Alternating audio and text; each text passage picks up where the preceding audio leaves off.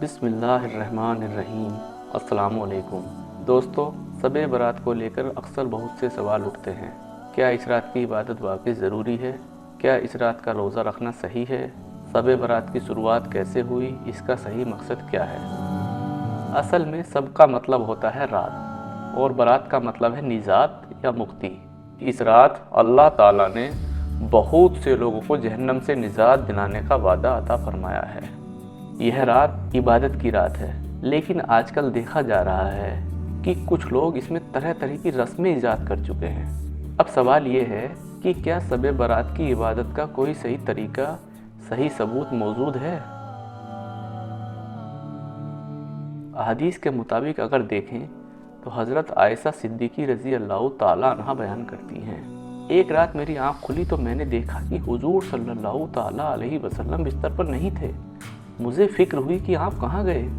फिर मैंने तलाश किया तो मालूम हुआ कि आप जन्नतुल बकी में तशरीफ़ ले गए हैं और वहाँ अल्लाह से दुआ कर रहे हैं। आप तमाम मरहुमीन के लिए मग़फ़िरत की दुआ कर रहे हैं। इस वाक़ये से मालूम होता है कि यह रात तौबा, इस्तग़फ़ार और मरहुमीन के लिए दुआ करने की रात है। कुछ लोगों ने शब बारात को इस तरह मनाना शुरू कर दिया है जैसे ये कोई त्यौहार हो। वे इसे रोशनी से जगमगाने लगे, पटाखे छोड़ने लगे और तरह तरह की रस्में अपनाने लगे।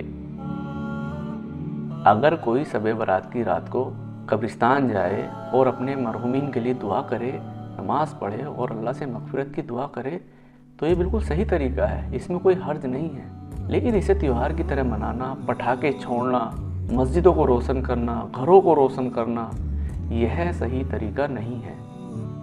रही बात रोज़े की, तो हमें यह याद रखना चाहिए कि शब बारात की रात में कोई ख़ास रोज़ा नहीं रखा जाता।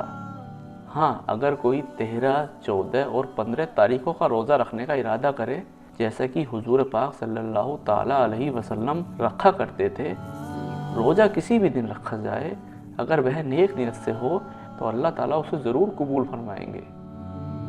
हज़रत अब्दुल्ला बिन मसूद से मुस्लिम शरीफ की एक रिवायत है जिसमें हुजूर पाक ने फरमाया, अल्लाह ताला ने मुझसे पहले जितने भी नबी भेजे, हर नबी के साथ ऐसे लोग होते थे जो उनकी सुन्नत को मजबूती से पकड़ लेते थे और उसी पर अमल करते थे।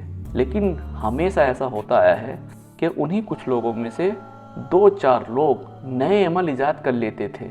उन्होंने वे चीज़ें करने की आदत बना ली थी जिनका हुक्म ही नहीं दिया गया था, और जो हुक्म दिया गया था उसे छोड़ दिया।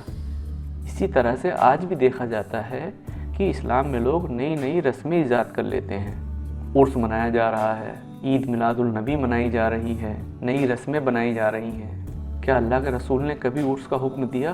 क्या सहाबा ने इसे मनाया? क्या ये इस्लाम का हिस्सा हैं? सोचने वाली बात है। अगर यह चीज़ें दीन का हिस्सा होती तो सबसे पहले सहाबा इन्हें अपनाते, लेकिन सहाबा ने ऐसा कुछ नहीं किया, क्योंकि यह सब बाद में बनाई गई रस्में हैं।